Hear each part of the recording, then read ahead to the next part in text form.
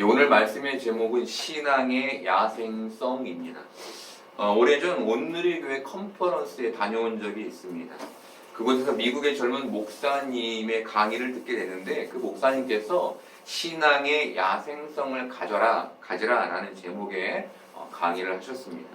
이 목사님은 한국의 성도들 앞에서 신앙의 야생성이라는 화두를 던지며 신앙의 야생성을 잃지 말 것을 당부하셨습니다.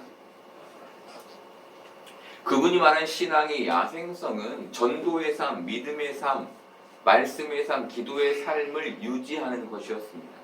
저는 강의를 들으며 신앙의 야생성, 즉 전도의 삶, 믿음의 삶을 어떻게 유지할 수 있을까? 그 근원, 그 본질이 무엇일까에 대해서 고민하게 됐습니다. 여러분, 우리가 신앙의 야생성을 잃지 않고 살려면 우리에게 무엇이 있어야 할까요? 그 방법은 영의 세계에 대한 관심입니다. 영의 세계에 대한 관심을 놓지 않는 겁니다. 영의 세계에 대한 관심을 잃지 않는 겁니다. 쉽게 말하면 영의 세계에 민감한 삶을 살라는 겁니다. 여러분, 우리가 이 땅을 사는데 기도하는 것 외에 얼마나 많이 영적인 세계에 민감하게 반응하고 있습니까? 바로 그 얘기를 오늘 여러분과 나누려 합니다. 우리는 영의 세계를 믿습니다. 그렇죠? 여러분, 천국을 믿으시죠? 네, 영의 세계를 믿습니다. 하지만 세상 사람들은 영의 세계를 믿지 않습니다. 그런데 100% 믿지 않는 것도 아닙니다. 자신의 운명이 있어서는 점을 보고 무당을 찾아가 그 사람들의 말을 믿습니다. 귀신이 해주는 말을 믿는 것이죠. 믿으려 한다는 것은 평소에는 영의 세계에 대해서 전혀 신경 쓰지 않다가 중요한 일이 있을 때는 무당을 찾아가 점을 본 후 그 말, 그 무당의 말을 의지한다는 겁니다.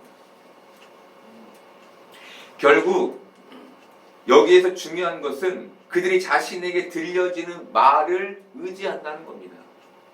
영의 세계에 대한 관심이란 내게 들려진 말을 의지하는 삶에 있다는 겁니다. 하나님은 구약시대에 이스라엘 백성들에게 계속해서 말씀하셨습니다. 내게 돌아오라. 나를 따르라. 하지만 그 말씀으로 이스라엘 백성들의 마음은 돌이켜지지 않았습니다. 그래서 하나님은 그의 아들 예수 그리스도를 이 땅에 보내셨습니다. 여러분, 요한복음에 예수님을 무엇으로 보내셨다고 합니까? 말씀으로 보내셨다고 하죠. 말씀하신 겁니다. 육신으로 하나님께서 예수 그리스도를 보내심으로 우리에게 말씀하시는 겁니다.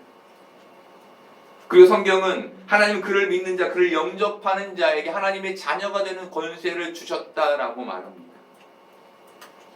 하나님의 자녀가 된다는 건 영의 세계에 진입했다는 겁니다. 여러분, 우리 모두는 하나님의 말씀을 믿습니다. 예수 그리스도를 믿습니다. 그것은 이미 우리가 영의 세계에 진입했다는 것입니다. 그래서 요한은 하나님은 영이시니 예배하는 자가 영과 진리로 예배할지니라 라고 말하는 겁니다. 영에 민감하게, 영에 관심을 가지고 예배해라. 여러분, 저는 여기 서 있지만 저를 통해서 육적인 것을 보시면 안 됩니다. 영의 세계를 보셔야 하는 것이죠. 그래야만 우리가 신앙의 야생성을 잃지 않게 되는 겁니다. 결국 우리에게 영의 세계에 대한 관심이 있느냐 없느냐는 이 현실에서 얼마나 하나님의 말씀에 반응하는 삶을 사느냐, 그렇지 못하느냐에 달려있는 겁니다. 내가 얼마나 이 삶을 살아가는데 하나님의 말씀을 기억하며 그 말씀대로 살아가려고 애쓰고 있느냐 아니냐에 내 영적인 힘, 영의 세계에 대한 관심, 더 나아가 신앙의 야생성이 달려있는 것이죠. 이 얘기를 예수님께서 47절에서 이렇게 말씀하시는 겁니다. 하나님께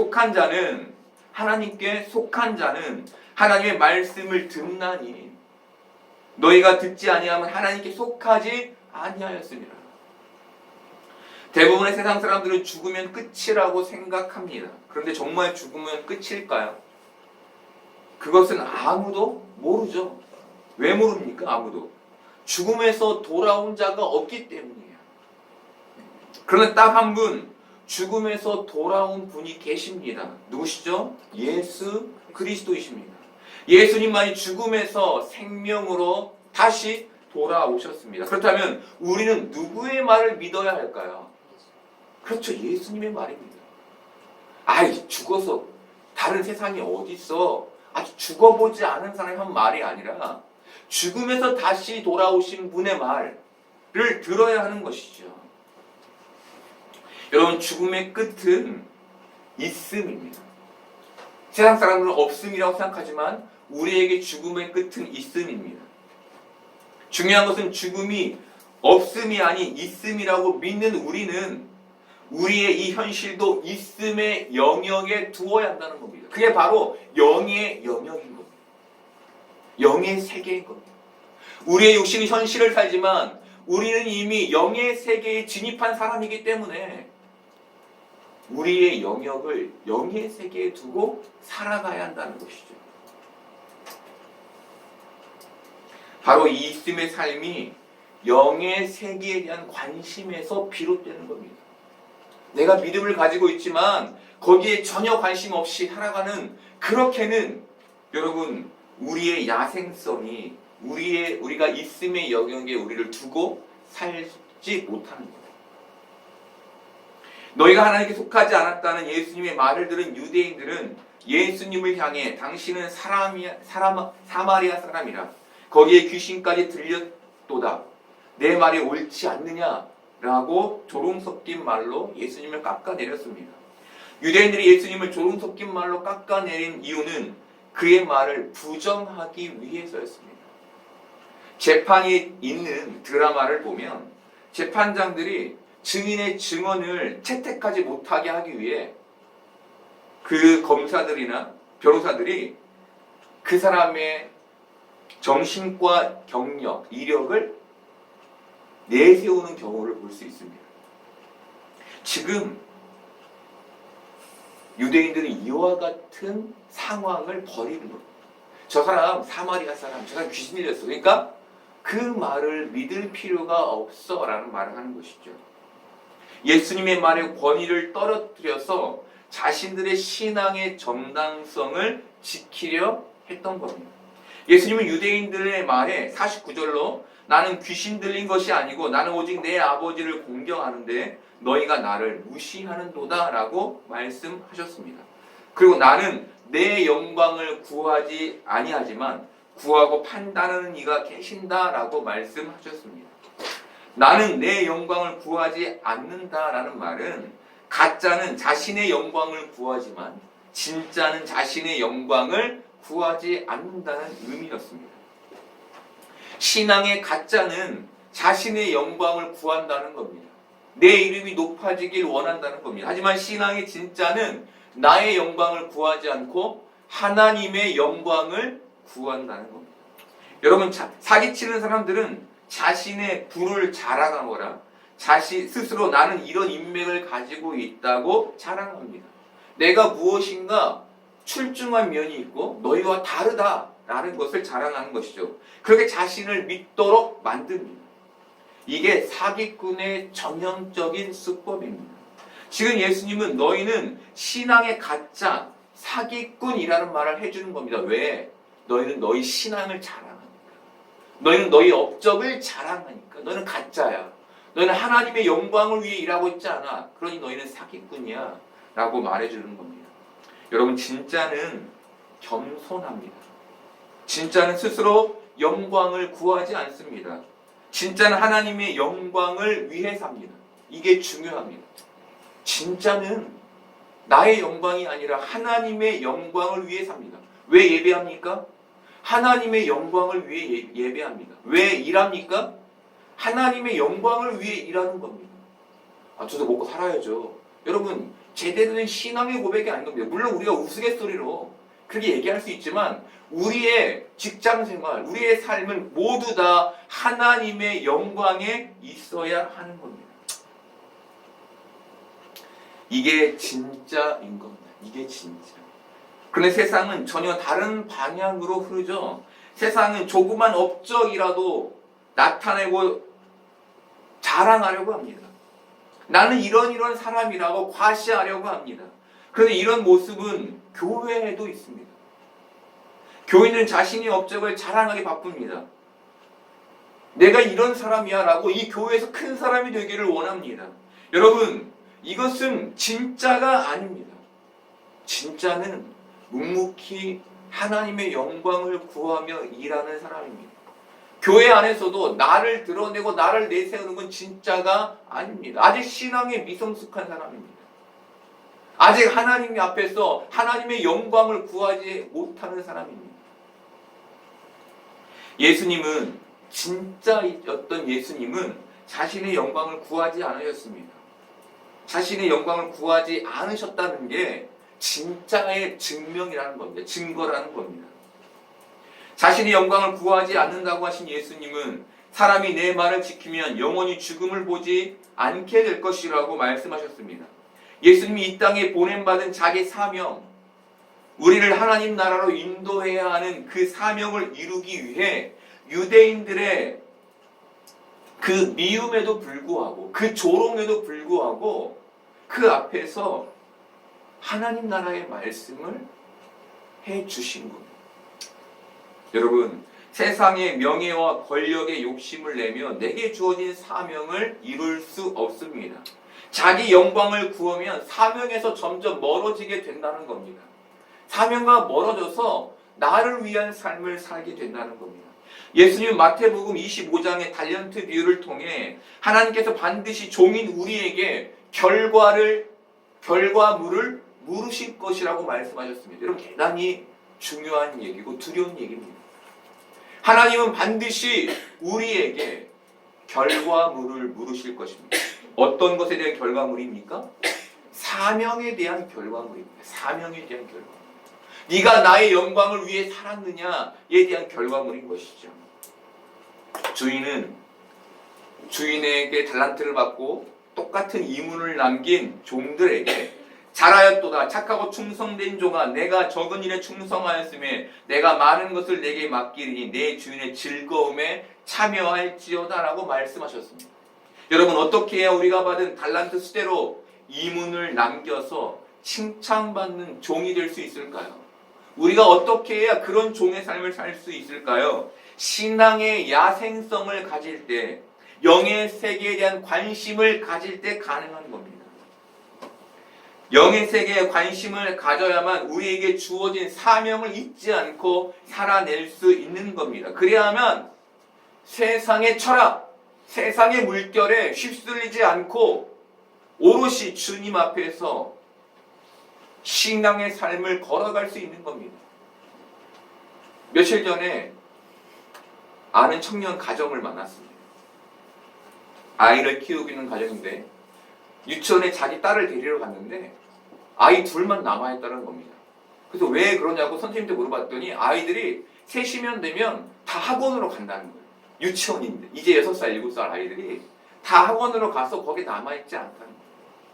그래서 자신들도 어떻게 살아야 할지 모르겠다라는 말을 했습니다.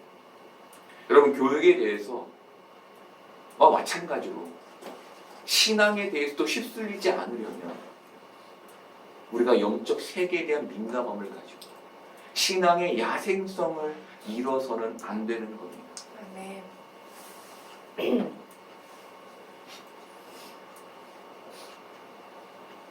여러분, 이 달란트 비유는 주인이 종을 떠났다가 돌아가게 되는 그 시간에 초점이 있습니다. 달란트 비유는 그 시간 동안 너희가 얼마나 사명을 다했느냐에 그 초점이 있는 겁니다. 우리가 생각하는 것처럼 5달란트 받은 사람은 5달란트 남기는 것에 초점이 있는 것이 아니라 그 시간 동안 너희가 얼마나 충성했느냐에 그 초점이 있다는 겁니다. 여러분, 대단히 중요한 얘기이죠. 여러분, 많은 것을 주님이 여러분에게 요구하시는 게 아닙니다. 지금 이 시간 너희가 나의 영광을 위해 일하고 있느냐, 나의 영광을 위해 예배하고 있느냐, 그것을 물으신다는 겁니다.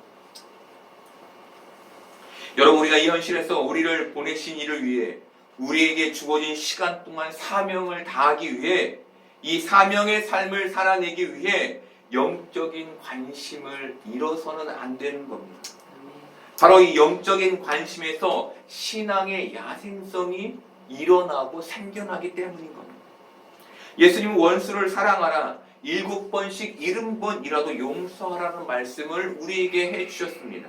불가능한 말이죠. 여러분, 불가능합니다. 그런데 왜 예수님은 이 얘기를 우리에게 그리고 제자들에게 해주신 걸까요? 왜 예수님은 우리에게 이렇게 어려운 숙제를 내주셔서 우리 마음을 이렇게 힘들게 만들고 어렵게 만드신 걸까요? 원수를 사랑하는 그 자리, 70번씩 7번이라 용서하는 그 자리에 가기 위해 우리가 애쓸 때 우리가 신앙의 야생성을 잃지 않게 되기 때문입니다. 여러분, 그 얘기, 그 삶을 위해서 예수님이 그 불가능한 숙제를 우리에게 내주신 겁니다. 그것을 잃지 말라고 어떻게든 그 자리를 고수해서 신앙의 야생성 가운데 이 땅을 살아내라고, 충성된 하나님의 종이 되라고 그 말씀을, 그 미션을 우리에게 말씀해 주신 겁니다. 여러분, 원수를 사랑하는 것은 결코 쉽지 않습니다. 하지만 원수를 사랑하지 않으면 우리는 지옥을 살게 됩니다. 그 마음이 우리의 마음을 갉아먹어서 우리 마음의 평강을 잃어버리게 합니다. 그리고 결국 우리의 영적인 야생성을 잃게 만듭니다. 마치 체에서 아무것도 소화 못하는 상태임에도 불구하고 계속해서 음식을 먹는 것과 같은 상태가 되는 거예요. 이 자리에 미움을 갖고 앉아있으면 여러분, 아무리 좋은 얘기를 들어도 아무리 기도해도 내가 소화를 못 시키는 거예요. 그 상태로 살게 된다는 겁니다. 유대인들은 예수님께서 말씀하신 영원히 죽음을 보지 아니하리라 라는 말에 코웃음 쳤습니다. 그리고 예수님께 너는 이미 죽은 우리 조상 아브라함보다 크냐? 또 선지자들도 죽었거늘 너는 너를 도대체 누구라 하느냐라고 비꼬 왔습니다. 예수님이 이들의 말에 내가 내게 영광을 돌리면 내 영광이 아무것도 아니거니와 내게 영광을 돌리는 이는 내 아버지시니 곧 너희가 너희 하나님이라 칭하는 그이시라 라는 말씀을 해 주셨습니다. 이 말씀은 앞서 본 50절의 말씀의 반복이었습니다. 여러분, 반복은 중요하다는 의미입니다. 반복. 무엇이 중요한 걸까요? 무엇이 중요해서 예수님은 이 말씀을 반복한 걸까요? 하나님이 예수님께 영광을 돌리셨다. 이상한 말이죠. 그렇죠. 그런데 이 말은 예수님이 하나님의 영광이 되셨다는 의미입니다. 예수님께 하나님의 영광을 이루셨다는 거예요. 그게 하나님이 예수님께 영광을 돌리셨다는 말의 의미인 겁니다. 이것은 예수님을 믿는 우리의 삶을 도전합니다. 그것은 우리는 우리 스스로 영광을 취하는 자가 아니라 하나님의 영광을 위해 사는 자들이라는 의미인 겁니다. 50절의 말씀의 반복, 무엇을 우리에게 말씀해 주는 겁니까? 너희는 하나님의 영광을 위해 사는 자들이야 라는 것의 반복인 겁니다. 이게 진짜 신앙의 삶이라는 얘기를 해주시기 위해 유대인들에게, 우리에게 해주시기 위해 이 말씀을 반복하셨다는 겁니다. 여러분, 이것이 진짜 신앙, 진짜 신앙의 야생성이라는 겁니다. 너희는 왜 그토록 너희를 위해 살려고 애쓰니? 아니, 너희를 먹이시고 입히실 그 하나님의 영광을 위해 살아. 그럼 하나님이 너의 삶을 지켜주실 거야. 이게 성경이 우리에게 말하는 거잖아요. 김우영 감독의 팔복 시리즈 중 첫 번째 주인공이었던 최춘선 할아버지는 수도권의 수십만 평의 땅을 실향민들과 빈민들에게 기부하셨습니다. 그는 70년대에 통일이 될 때까지 신발을 신지 않고 살겠다고 다짐한 후 단 한 번도 신발을 신지 않으셨습니다. 그리고 지하철에서 전도하시다가 앉은 채로 돌아가셨습니다. 여러분, 이분이 어떻게 자신의 전 재산을 그 가난한 자들에게 기부할 수 있었을까요? 어떻게 하루도 빠짐없이 전도하며 사실 수 있었을까요? 저는 이분에게 신앙의 야생성, 영의 세계를 향한 소망이 가득했기 때문이라고 생각합니다. 그 마음에 천국에 대한 소망이 가득했기 때문에 자기의 것 하나까지도 남에게 나눌 수 있는 삶을 살 수 있으셨다는 겁니다. 기독교 평론가들은 이분이 불신자를 전도하는 역할이 아닌 그리스도인들을 깨우는 역할을 하셨다라고 평가합니다. 자기 것을 움켜쥐려고 하는 하나님의 영광을 위해 살지 못하는 그리스도인들을 이분이 그의 삶을 통해 깨우는 삶을 사셨다는 겁니다. 여러분, 이 시대에 우리가 회복해야 할 게 뭘까요? 영의 세계를 향한 소망, 하나님의 영광을 위해 살아가는 삶인 겁니다. 이것이 우리가 이 시대에 가져야 할 신앙의 모습인 겁니다. 그런데 다들 영의 세계에는 관심이 없습니다. 현실에만 관심이 있습니다. 여러분, 나를 위한 삶이 아닙니다. 우리에게 주어진 사명은 하나님을 위한 삶입니다. 이 삶은 신앙의 야생성, 영의 세계에 대한 회복에서에만 비롯되는 겁니다. 예수님은 유대인들에게 신앙의 야성성을 도전한 겁니다. 그렇게 신앙적이라고 여겨지는 이들에게 신앙의 야생성을 도전했던 이유는 그들에게 영적인 관심이 없었기 때문이었던 겁니다. 여러분, 우리가 이 자리에 앉아있지만 영적인 관심이 없다면 예수님은 지금 우리에게도 똑같은 도전을 하시는 겁니다. 너희 역시 신앙의 야생성을 가져야 한다. 하나님의 영광을 위해 살아야 한다. 그것을 우리에게 말씀해 주시는 것이죠. 예수님은 너희 조상 아브라함은 나의 때 볼 것을 즐거워하다가 보고 기뻐하였느니라 라고 말씀하셨습니다. 이 말을 들은 유대인들은 네가 아직 50세도 못 되었는데 아브라함을 보았느냐라고 되물었습니다. 유대인들이 되물은 이유는 그 말이 앞뒤가 맞지 않는 말이었기 때문이었습니다. 아브라함은 수천 년 전의 사람이었습니다. 그런데 그가 나의 때를 보았다니 미치지 않고서는, 앞서 말한 귀신 들리지 않고서는 그런 말을 할 수 없는 것이죠. 유대인들에게 50이라는 숫자는 완숙의 나이였고 노동 연한의 마지막 나이였습니다. 그래서 모든 유대인들은 나이 50을 정년으로 여겼습니다. 정년. 그런데 이제 30을 간 넘은 예수님이, 우리말로 머리에 피도 안 마른 예수님이 수천 년 전에 아브라함의 이름을 거론하니 그들이 예수님의 말에 어처구니가 없었던 겁니다. 예수님은 그들의 질문에 진실로 진실로 너희에게 이르노니 아브라함이 나기 전부터 내가 있느니라 라고 말씀해 주셨습니다.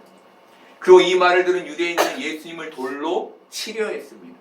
여러분, 하나님의 얘기를 할 때는 가만히 있던, 듣기만 하던 유대인들이 아브라함 얘기가 나오자 예수님을 돌로 치려 합니다. 언뜻 이해가 되지 않지 않습니까? 일반적이라면 신성 모독을 할 때, 예수님이 하나님의 이름을 거론할 때 돌로 치려 하는 게 맞죠. 그런데 이들은 하나님이 아닌 아브라함의 얘기에 예수님을 돌로 치려 했습니다. 왜 그랬을까요? 왜? 아브라함이 자신의 신앙의 정당성이었기 때문이었습니다. 쉽게 말하면 하나님의 이름은 얼핏 건드려도 되지만 아브라함의 이름은 건들면 안 되는 이름이었다는 겁니다. 여러분, 우리에게 가장 중요한 분은 하나님이십니다. 아멘. 하나님의 이름이 욕되지 않게 하는 게 우리의 삶의 목표여야 합니다. 그런데 사람들은 하나님보다 교회를 욕할 때 더 화를 많이 냅니다. 야, 너희 교회 왜 그러냐? 아, 우리 교회 안 그래. 화를 내죠. 너희 하나님 왜 그러냐? 아, 하나님 왜 그럴까? 이게 우리의 자세라는 거예요. 여러분, 왜 우리가 교회 얘기는 발끈하면서 하나님 얘기에는 그렇게 발끈하지 못하는 걸까요? 하나님을 욕할 때는 자기를 부정당한 느낌을 받지 않습니다. 하지만 교회를 욕할 때는 자기를 부정당한 느낌을 받는 거예요. 우리가 싸울 때도 부모 욕은 하지 않는 게 국룰이죠. 그렇죠? 부모 욕을 하지 않는 게 국룰인 이유는 부모가 욕을 먹을 때 내가 부정당하기 때문입니다. 그 영역까지는 침범하지 말아야 된다는 게 예의인 거예요. 여러분, 유대인들은 자신의 정체성을 하나님이 아닌 세상의 족보에서 찾았던 겁니다. 그러니 아브라함을 공격하니 자신이 돌로 저를 칠 수밖에 없는 분이 일었던 겁니다. 이들이 세상의 족보에서 자신의 정체성을 찾았다는 것은 영의 세계에 대한 관심이 없었다는 것을 보여주는 겁니다. 신앙의 야생성을 잃어버렸다는 겁니다. 그래서 예수님이 첫 말씀에서 너희가 하나님께 속하지 않았다라고 말씀하신 겁니다. 여러분은 하나님께 속하셨습니까? 아멘. 하나님께 속하신 여러분 되기를 축복합니다. 아멘. 여러분, 우리는 하나님께 영광이 되는 삶을 살아야 합니다. 이 삶은 신앙의 야생성에서부터 시작됩니다. 여러분, 신앙의 야생성은 영의 세계에 대한 관심에서 비롯됩니다. 얼마나 이 자리에서 그 영의 세계에 대한 관심을 갖고 있느냐. 영의 세계는 하나님의 말씀을 믿고 의지할 때 경험하게 되는 겁니다. 여러분, 세상에 주저앉아 있지 마시고 일어나시기를 축복합니다. 잠들어 있지 마시고 깨어서 주의 영광을 위해 살아가시는 여러분 되시기를 축복합니다. 그렇게 이 현실에서 신앙의 야생성을 가지고 하나님께 영광을 올려드리는 복된 여러분들 되기를 소망합니다. 아멘.